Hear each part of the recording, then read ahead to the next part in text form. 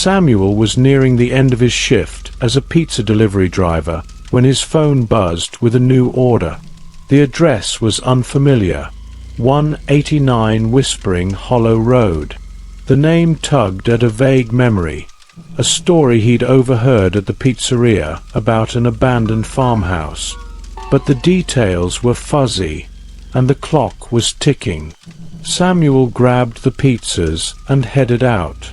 The road to Whispering Hollow was narrow and lined with towering, gnarled trees. The further he drove, the more his GPS struggled to keep up. Soon, the farmhouse loomed into view, shrouded in shadows despite the full moon. Its broken windows and sagging porch gave it an air of foreboding. Samuel parked his car and stepped out, clutching the insulated pizza bag. "Hello, delivery," he called, his voice echoing into the still night. No one answered. He hesitated, but he'd dealt with strange customers before. Maybe they were just reclusive. The front door was slightly ajar. Samuel pushed it open, his heart thudding. "I'm leaving the pizzas here," he announced. The interior was worse than the exterior. Peeling wallpaper, furniture draped in cobwebs, and a smell of mildew so strong it made his eyes water. A faint, cold draft brushed past him. As he set the pizzas down on a dusty table, he heard a faint whisper. "Thank you for coming." He froze. "Hello."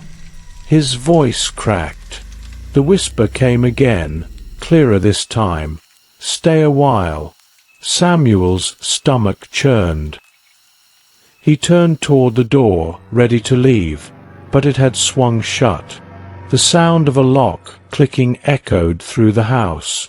Panic surged as he yanked at the handle to no avail. Behind him, the whispers grew louder, overlapping, forming an incomprehensible chorus. "Who's there?" he demanded, his voice shaking. He spun around, his flashlight revealing empty corners and shadows that seemed to shift. In the dim light, he spotted a staircase leading to the second floor. Against his better judgment, he crept upward, driven by an inexplicable compulsion. The stairs groaned under his weight, each step amplifying his dread. The whispers led him to a bedroom where a large mirror hung on the wall. It was cracked, its surface tarnished, yet it seemed to emit a faint glow. Written in the dust on the glass were the words, "See the truth." Samuel's breath quickened. He felt a presence behind him and spun around, but the hallway was empty. Gathering his courage, he wiped the dust off the mirror. For a moment, his reflection stared back, normal but frightened. Then, the image warped. In the mirror, Samuel saw the farmhouse as it had once been, lively, filled with a family of 4. But the scene turned dark. The family was seated at the dinner table, their faces twisted in terror as shadowy figures loomed over them. One by one, they vanished, leaving only their screams echoing in Samuel's ears. The reflection shifted again. This time, it showed Samuel standing in the same room, but he wasn't alone. A tall, hunched figure with hollow eyes stood behind him, its skeletal hand reaching for his shoulder. Samuel whipped around, but the room was empty, or so he thought. The temperature plummeted, and his breath came out in visible puffs. The door slammed shut, and the whispers turned to guttural growls.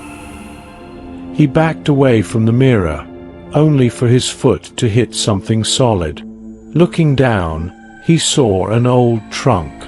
Desperate, he pried it open, revealing a bundle of letters and a smaller, handheld mirror. The letters were scrawled with warnings. "Don't trust the whispers. They lie." Use the mirror to see them.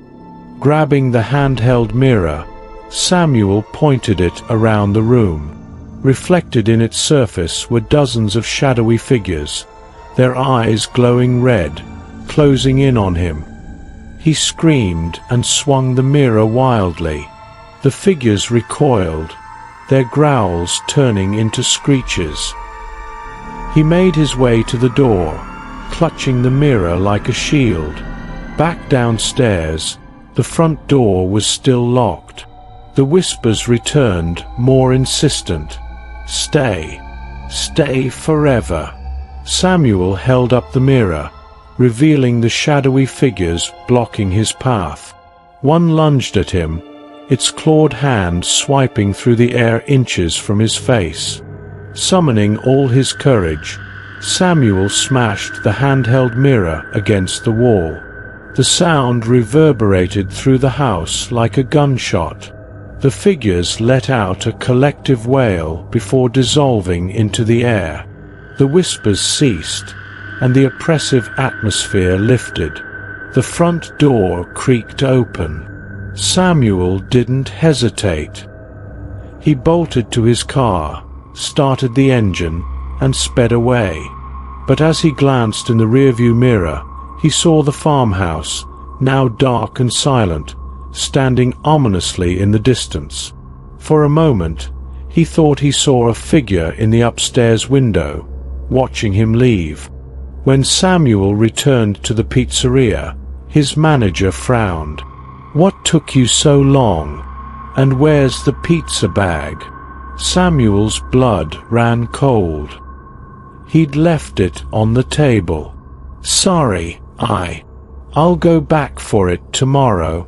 The manager's face darkened. "Samuel, what are you talking about?"